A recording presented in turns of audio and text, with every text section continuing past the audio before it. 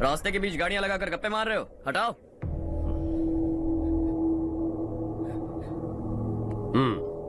बोल बे। जल्दी हटाओ, जाना है।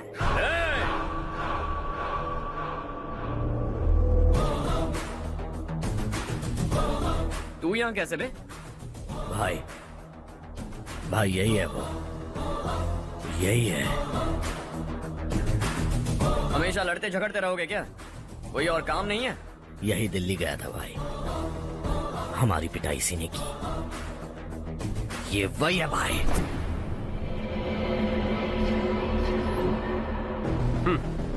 एक ही जगह पर दोनों शिकार एक साथ, मजा आएगा। तो तू है मिनिस्टर का बेटा? दिल्ली जाकर तेरे बाप को समझाने की कोशिश की थी मैंने, फिर भी उसने इन गधों को भेजा। इन्हें भी एक बार समझाया था, पर लगता है एक एक को सेपरेटली समझाना पड़ेगा। कुछ जरूरी काम से मुझे गांव जाना है। इज्जत से अपनी अपनी गाड़ियां हटा लो। गाड़ी छोड़, तुझे इस दुनिया से हटाऊंगा। बस में सब रुके हुए हैं, तुम सबको जल्दी निपटाना पड़ेगा।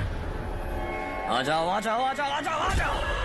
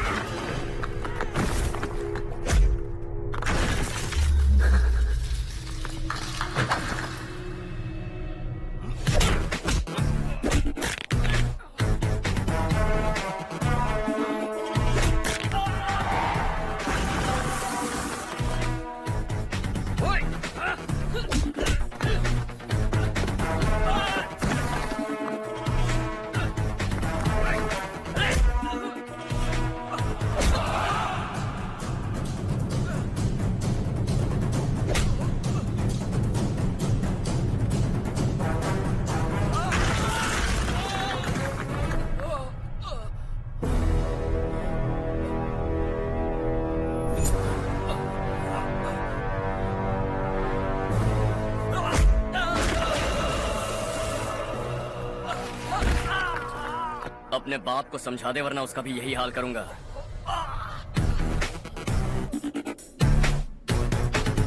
चल गाड़ी निकाल।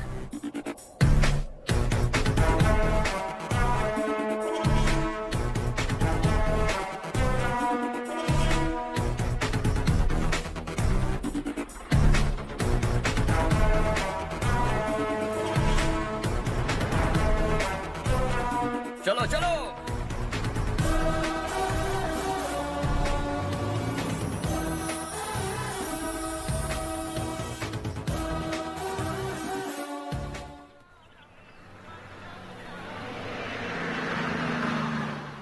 चलो चलो, उतरो उतरो उतरो। चलो साइकिल उतारो।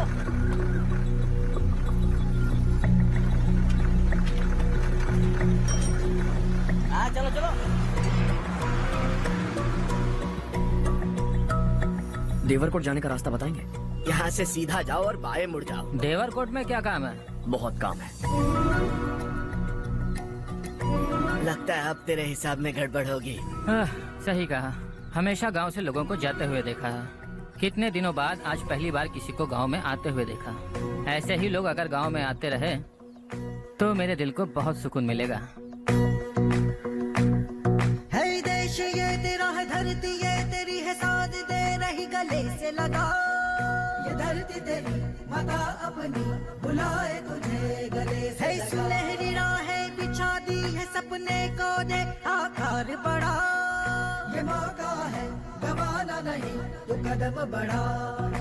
तू बड़े दिल वाला, तू बड़े दिल वाला, तू बड़े दिल वाला, तू बड़े दिल वाला, तू बड़े दिल वाला, तू बड़े दिल वाला, तू बड़े दिल वाला, तू बड़े दिल वाला।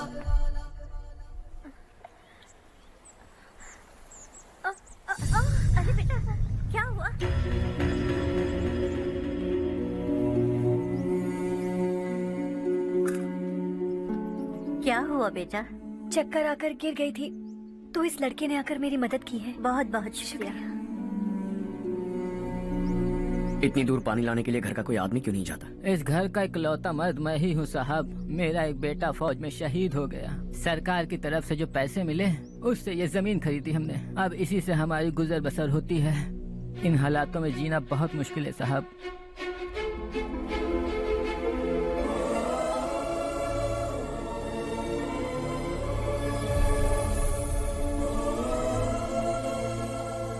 सुनिए सुनिए बेटा, कौन है आप?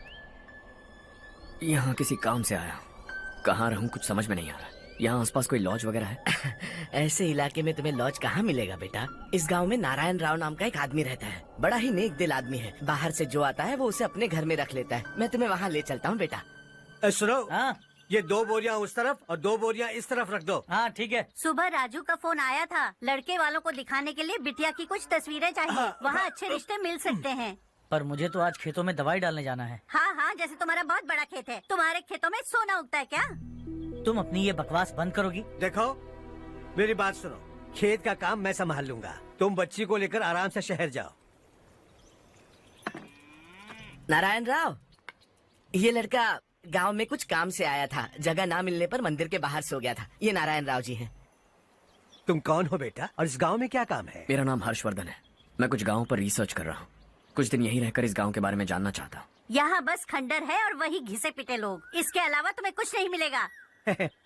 तुम जैसे लोगों के रहने के लिए इस गांव में सुविधाएं नहीं है बेटा। अगर तुम चाहो तो हमारे साथ रह सकते हो। सुना है इस घर में कोई नहीं रहता। अगर दिक्कत ना हो तो मैं यहीं रह जाऊँ। उस घर की सफाई सालों से नहीं हुई है। तुम वहाँ नहीं रह पाओगे। तुम यहीं रहो बेटा। वहाँ रहूंगा तो अच्छा होगा। देखो, घर की सफाई करवा दो और इन्हें जो चाहिए वो दे। ठीक है भैया। जाओ बेटा जाओ। सुनो बेटा, खाने के लिए हमारे घर आ जाना। जैसा आप कहें। चलिए।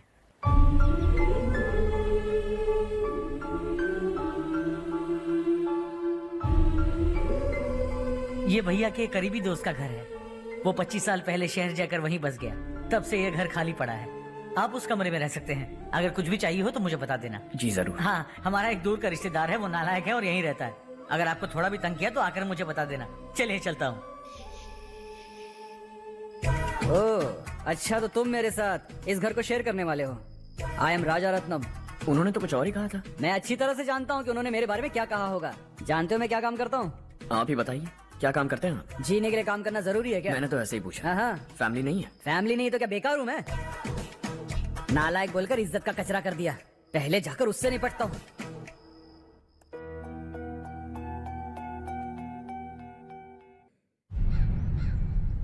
सुना है कि वो ZPTC का मेंबर हमारे खिलाफ अनाप शनाप बक रहा है। मुहूर्त देखकर अपने पेड़ों के बीच घसीट कर लाना उसे। हाँ बोलिए भैया। हमारी पॉलिटिकल सिचुएशन बिल्कुल भी ठीक नहीं है। हमारी वजह से जिले में बहुत सारी दिक्कतें आ रही है, जिससे हाई कमांड भी मुझसे नाराज है। अगर ऐसा ही चलता रहा तो मेरी कुर्सी मुझसे छिन जाएगी। अगले चुनाव में भी कोई उम्मीद नजर नहीं आती। इस हालात को सुधारने के लिए हमें कोई न कोई नेक काम करना ही होगा, समझे? नेक काम करने की कोई जरूरत नहीं है भैया। कोई क्या उखाड़ लेगा? हाँ, ऐसे टाइम पर रिस्क नहीं लेते।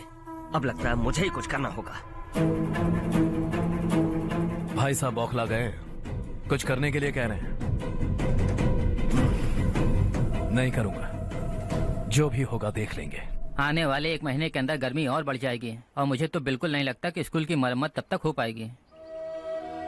मुझे भी ऐसा ही लग रहा है भाईजान।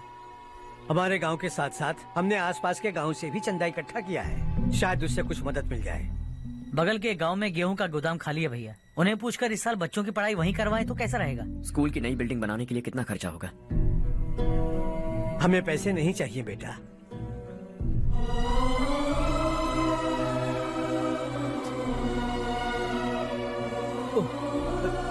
देखो बेटा, तुम यहाँ कुछ स्टडी करने आए हो। इन सब की तो हमें पहले से आदत है। हम मिलजुल के सुलझा लेंगे इसे। अगर एक इंसान दूसरे इंसान की मदद ना करे तो एक ही समाज में रहने का क्या मतलब है? मैं जानता हूं बच्चों को पढ़ने में तकलीफ हो रही है। ये लीजिए।